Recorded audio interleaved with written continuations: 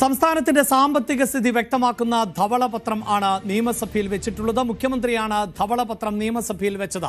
പുറത്തുനിന്ന് ആളെ വെച്ചല്ല ധവളപത്രം ഇറക്കേണ്ടതെന്നും സർക്കാരിന്റെ രഹസ്യ വിവരങ്ങൾ പുറത്തേക്ക് പോകുന്നത് ശരിയല്ല എന്നുമുള്ള പ്രതിപക്ഷത്തിന്റെ വിയോജനക്കുറിപ്പ് സഭ തള്ളി.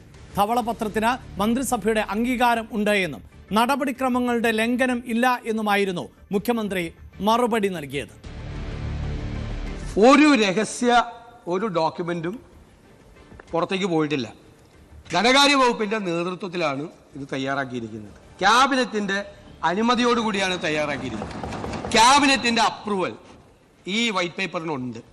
മുഴുവൻ നടപടിക്രമങ്ങൾ പബ്ലിക് ഡൊമൈനിലുള്ള ഡോക്യുമെന്റ് ആണ് ഇതെല്ലാം. ഈ ഫിനാൻസ് ഡിപ്പാർട്ട്മെന്റ് ഔദ്യോഗികമായി ഇറക്കാതെ പുറത്തുനിന്നുള്ള രണ്ടോ മൂന്നോ ആരായാലും അങ്ങനെ വെക്കുന്ന കാര്യം ശരിയാവുമോ എന്നുള്ളതാണ് സാർ ഒരു പ്രധാന പ്രശ്നം.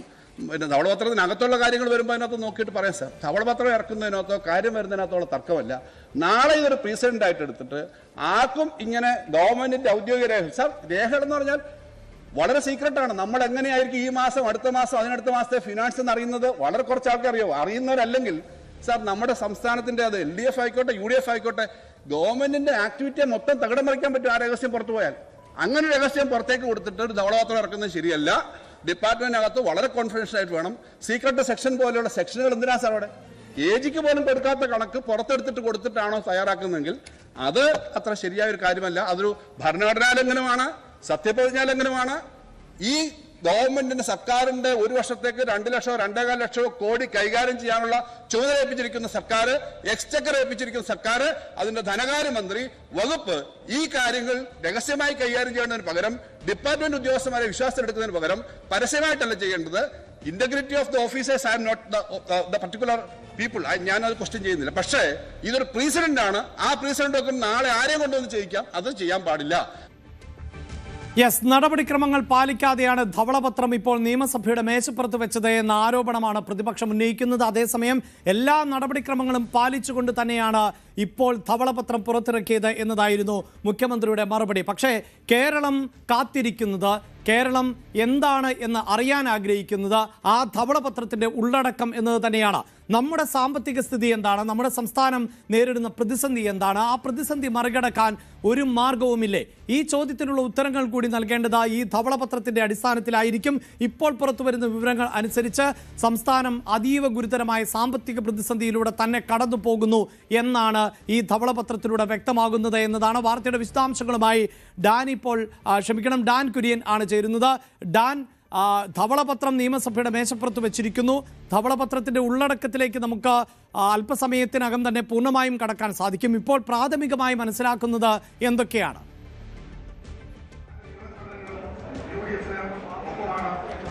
സംസ്ഥാനം ഗുരുതരമായ ഒരു സാമ്പത്തിക പ്രതിസന്ധിയിലൂടെ തന്നെയാണ് കടന്നു പോകുന്നത് എന്ന് വ്യക്തമാക്കുന്ന വിവരങ്ങളാണ് പുറത്തു വന്നുകൊണ്ടിരിക്കുന്നത്.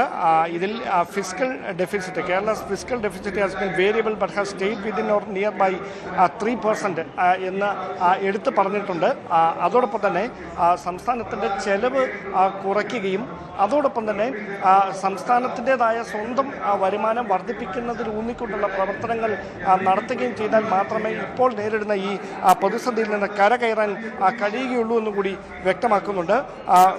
ഈ ഫിസ്ക്കൽ ഡെഫിസിറ്റിലേക്ക് നയിച്ച കാരണങ്ങൾ എന്തൊക്കെയാണ് എന്നതടക്കമുള്ള കാര്യങ്ങളെക്കുറിച്ചും വിശദമായ പരാമർശം തന്നെയാണ് ഉള്ളത്. Capital expenditure in Kerala average 5,300 crores in the early 2010, just 1.24% of GSDP. ഇതടക്കമുള്ള കൃത്യമായ പരാമർശങ്ങൾ കൂടി ഈ രേഖകളിലുണ്ട്. ഇതിൻ്റെ കണക്കുകളും മറ്റ് വിശദാംശങ്ങളുമൊക്കെ നമുക്ക് വരുന്ന മണിക്കൂറുകളിൽ കൃത്യമായി പ്രേക്ഷകരിലേക്ക് എത്തിക്കാൻ കഴിയും. അതായത് സംസ്ഥാനം അതീവ ഗുരുതരമായ ഒരു സാമ്പത്തിക പ്രതിസന്ധിയിലൂടെ തന്നെ കടന്നു പോവുകയാണ് എന്ന് അത് കൃത്യമായി വ്യക്തമാക്കുന്നുണ്ട്. ഇതിൽ എടുത്തു പറയേണ്ട കാര്യം, ഒരു വശത്ത് ഖജനാവിൽ 5000-ലധികം കോടി രൂപയുടെ നീക്കിയിരിപ്പ് ഉണ്ടായിരുന്നുവെന്ന് പ്രതിപക്ഷം ആവർത്തിച്ച് അന്നത്തെ മുഖ്യമന്ത്രിയായിരുന്ന പിണറായി വിജയനും അന്ന് ധനകാര്യമന്ത്രിയായിരുന്ന KN ബാലഗോപാലും ആവർത്തിച്ച് വ്യക്തമാക്കുന്ന നിൽക്കുന്നതിനിടയിലാണ് സംസ്ഥാനം അതീവ ഗുരുതരമായ ഒരു സാമ്പത്തിക പ്രതിസന്ധിയിലൂടെയാണ് കടന്നു പോകുന്നത് എന്ന് വ്യക്തമാക്കുന്ന ഈ ധവളപത്രം ധനമന്ത്രി കൂടിയായ മുഖ്യമന്ത്രി വി.ഡി. സതീശൻ സഭയിൽ വെച്ചിരിക്കുന്നത് എന്നതാണ് ശ്രദ്ധേയം. 11 മണിക്ക് മുഖ്യമന്ത്രിയും മന്ത്രിമാരും ഈ മീഡിയ ഹാളിൽ മാധ്യമങ്ങളെ കണ്ടേക്കും. പ്രതിപക്ഷം ഉന്നയിക്കുന്ന വിമർശനങ്ങൾക്കടക്കം, അതായത് ഇതൊരു രാഷ്ട്രീയ രേഖയാക്കി മാറ്റി ഇതിനെ ഒരു സർക്കാർ ഔദ്യോഗികമായി അതീവ രഹസ്യാത്മകമായി ധനകാര്യ വകുപ്പ് തന്നെ തയ്യാറാക്കേണ്ട ഈ ധവളപത്രത്തെ ഒരു രാഷ്ട്രീയ ലക്ഷ്യത്തോടുകൂടി ധനകാര്യ വകുപ്പിന് പുറത്തേക്ക് കൊണ്ടുപോയി മറ്റു ചില വ്യക്തികൾ ചേർന്ന് തയ്യാറാക്കുന്ന തരത്തിലേക്കാണ് ഇതിനെ കൊണ്ടുപോയത്. അതൊരു പൊളിറ്റിക്കൽ ഡോക്യുമെൻ്റാണ്. അങ്ങനെ അത് ഒരിക്കലും അംഗീകരിക്കാനാവില്ല. അത് സത്യപ്രതിജ്ഞയുടെ നഗ്നമായ ലംഘനമാണ് എന്ന് മുൻ ധനമന്ത്രി കൂടിയായിരുന്ന കെ.എൻ. ബാലഗോപാൽ പറഞ്ഞു വെച്ചപ്പോൾ അതിനെ പിന്തുണച്ചുകൊണ്ട് പ്രതിപക്ഷ നേതാവ് പിണറായി വിജയനും രംഗത്തെത്തുന്ന കാഴ്ചയാണ് സഭ കണ്ടത്. ഇതിനു മുമ്പ് ഉണ്ടായിരുന്നതൊന്നും ധവളപത്രങ്ങളായിരുന്നില്ല.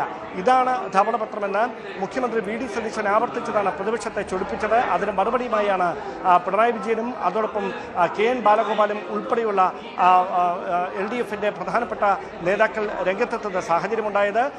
LDF-ഉം UDF-ഉം നേരത്തെയും ധവളപത്രങ്ങൾ ഇറക്കിയിട്ടുണ്ട്. പക്ഷേ അതൊക്കെ അതാത് വകുപ്പുകൾ തന്നെയായിരുന്നു ധവളപത്രം ഇറക്കിയത്. സംസ്ഥാനത്തിൻ്റെ ധനസ്ഥിതിയുടെ നേർചിത്രം വ്യക്തമാക്കുന്ന തരത്തിലായിരുന്നു അന്നൊക്കെ ധവളപത്രം ഇറങ്ങുകയും ചെയ്തത്. പക്ഷേ ഇപ്പോൾ സംഭവിച്ചിരിക്കുന്നത് അതല്ല. അതൊരു പൊളിറ്റിക്കൽ ഡോക്യുമെൻ്റായി രാഷ്ട്രീയ രേഖയാക്കി മാറ്റിയിരിക്കുകയാണ്. അതിൻ്റെ രഹസ്യാത്മക സ്വഭാവം കൈവിട്ടതോടെയെന്ന് മുൻ ധനമന്ത്രി കൂടിയ കെ.എൻ. ബാലഗോപാൽ ആവർത്തിച്ച് വ്യക്തമാക്കുന്ന സാഹചര്യമാണ് ഉണ്ടായത്. പക്ഷേ അതിനെ എതിർത്തുകൊണ്ട് മുഖ്യമന്ത്രി വി.ഡി. സതീശൻ പറഞ്ഞത് ഒരു കാരണവശാലും പ്രതിപക്ഷത്തിൻ്റെ ഈ വാദങ്ങൾ വിലപ്പോകുന്നതല്ല, അത് അടിസ്ഥാനരഹിതമായ ആരോപണങ്ങളാണ്. ക്യാബിനറ്റിൻ്റെ അനുമതിയോടെ തന്നെ ധനകാര്യ വകുപ്പിൻ്റെ നേതൃത്വത്തിലാണ് ഈ ധവളപത്രം തയ്യാറാക്കിയിരിക്കുന്നത്. അതിനപ്പുറത്തേക്ക് അതിൽ രാഷ്ട്രീയമായ ഏതെങ്കിലും പകപോക്കലോ മറ്റു നീക്കങ്ങളോ ഒന്നും അതിനുള്ളിലില്ല. സംസ്ഥാനത്തിൻ്റെ ധനസ്ഥിതിയുടെ ധനകാര്യ ആരോഗ്യം അതിൻ്റെ ഒരു സ്റ്റാറ്റസ് എന്താണ് നിലവിൽ അതറിയാനുള്ള അവകാശം സാധാരണക്കാരായ പൊതുജനങ്ങൾക്കുണ്ട്. അതിനുള്ള ഒരു അവകാശം വിനിയോഗിക്കുക മാത്രമാണ് ചെയ്തിരിക്കുന്നത്. അത് സംസ്ഥാനത്തിൻ്റെ ധനസ്ഥിതിയുടെ നേർചിത്രം വ്യക്തമാക്കുന്ന തരത്തിലാണ്. അതിനപ്പുറത്തേക്ക് അതിൽ മറ്റൊരു തരത്തിലുള്ള രാഷ്ട്രീയമായ ഇടപെടലുകളും കാണേണ്ടതില്ല എന്ന് മുഖ്യമന്ത്രി വി.ഡി. സതീശൻ ആവർത്തിച്ച് വ്യക്തമാക്കുമ്പോഴും അങ്ങനെയല്ല കാര്യങ്ങൾ. അത് കൃത്യമായ ഒരു രാഷ്ട്രീയ ലക്ഷ്യത്തോടെ തന്നെ തയ്യാറാക്കിയിരിക്കുന്ന ഡോക്യുമെൻ്റാണ് എന്ന് ആവർത്തിച്ച് വിമർശിച്ചുകൊണ്ടാണ് പ്രതിപക്ഷ നേതാവ് പിണറായി വിജയനും കെ.എൻ. ബാലഗോപാലും രംഗത്തെത്തിയത്. പക്ഷേ കെ.എൻ. ബാലഗോപാലിൻ്റെ വിമർശനങ്ങളെ സഭ പിന്നീട് തള്ളുന്ന സാഹചര്യമാണ് ഇപ്പോൾ ഉണ്ടായിരിക്കുന്നത്. ഇവിടെ സൂചിപ്പിക്കുന്ന പോലെ തന്നെ ധവളപത്രം പുറത്തിറങ്ങുമ്പോഴും രാഷ്ട്രീയമായ ആരോപണങ്ങളും പ്രത്യാരോപണങ്ങളും കനക്കുകയാണ്. നിയമസഭയിൽ ധവളപത്രം വെച്ച സമയത്ത് തന്നെ അതിനെതിരെ പ്രതിപക്ഷം രംഗത്ത് വരുന്ന സാഹചര്യം ഉണ്ടാകുന്നു. അതായത് ഒരു സർക്കാരിൻ്റെ രഹസ്യ സ്വഭാവം പൂർണ്ണമായും നഷ്ടപ്പെടുത്തുന്ന സമീപനമാണ് ഇപ്പോൾ വി.ഡി. സതീശൻ സർക്കാർ സ്വീകരിച്ചത് എന്നതാണ്.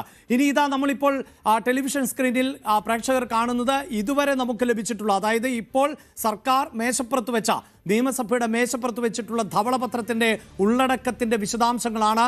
5.07 ലക്ഷം കോടി രൂപയുടെ ബാധ്യത, അതായത് പൊതുകടം ഇപ്പോൾ സംസ്ഥാനത്തിനുണ്ട് എന്നതാണ്. കേരളം എന്ന സംസ്ഥാനത്തിന് നിലവിലത്തെ സാഹചര്യത്തിൽ 5 ലക്ഷം കോടി രൂപയുടെ കടം എന്നതാണ് ഈ ധവളപത്രത്തിലൂടെ പറയുന്നത്. ഇത് മറ്റു സംസ്ഥാനങ്ങളുമായി താരതമ്യം ചെയ്യുമ്പോൾ ആ സംസ്ഥാനങ്ങളുടെ വരുമാനവും അതിനാനുപാതികമായ ചെലവും കണക്കിലാക്കുമ്പോൾ ഇത് ഇരട്ടി, 1.5 ഇരട്ടിയോളം എന്ന ഗുരുതരമായ റിപ്പോർട്ടാണ് ഇതിൽ നിന്ന് നമുക്ക് മനസ്സിലാക്കാൻ സാധിക്കുന്നത്. ഒപ്പം വരുമാനത്തിൻ്റെ 77.6% വരുന്ന തുക അത് ശമ്പളം, പെൻഷൻ ഉൾപ്പെടെയുള്ള ആനുകൂല്യങ്ങൾക്ക് വേണ്ടി ചെലവാക്കുന്നു. അപ്പോൾ സംസ്ഥാനത്തിൻ്റെ വരവിൻ്റെ 80% അടുത്ത് ചെലവാക്കുന്നത് പെൻഷനും ശമ്പളവും ഉൾപ്പെടെയുള്ള ആനുകൂല്യങ്ങൾക്ക് വേണ്ടിയാണ് എന്ന് പറയുമ്പോൾ ബാക്കിയുള്ള 30%, ആ 30% നിന്ന് വേണം എല്ലാ ചെലവുകളും കണ്ടെത്താൻ, ഒപ്പം വികസന പ്രവർത്തനങ്ങളും.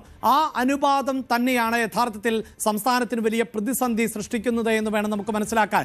അതോടൊപ്പം തന്നെയാണ് ഇതുവരെ വിവിധ ആവശ്യങ്ങൾക്ക് വേണ്ടി സംസ്ഥാനം എടുത്തിട്ടുള്ള കടം, അത് കേന്ദ്ര സർക്കാരിൽ നിന്നാകാം, മറ്റ് വിദേശ ഏജൻസികളിൽ നിന്നാകാം, ധനകാര്യ സ്ഥാപനങ്ങളിൽ നിന്ന് ആകാം.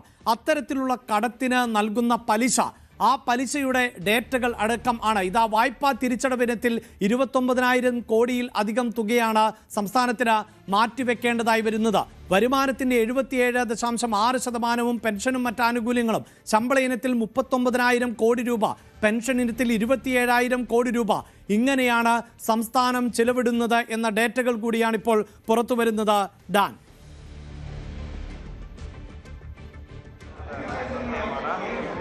വളരെ പ്രധാനപ്പെട്ട ചില വിവരങ്ങൾ കൂടി പുറത്തു വരുന്നു. സംസ്ഥാനത്തിൻ്റെ സാമ്പത്തിക ബാധ്യത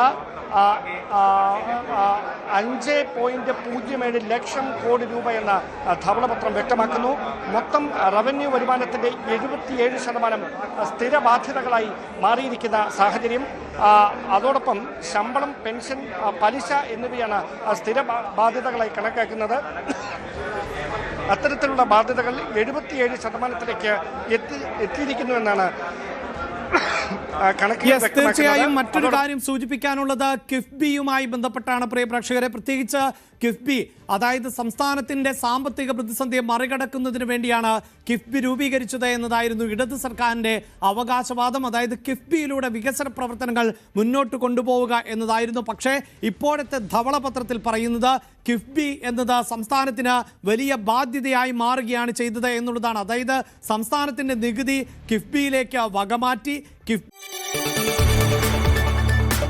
കൂടുതൽ വാർത്തകൾക്ക് news 18 Keralam YouTube channel subscribe ചെയ്യുക.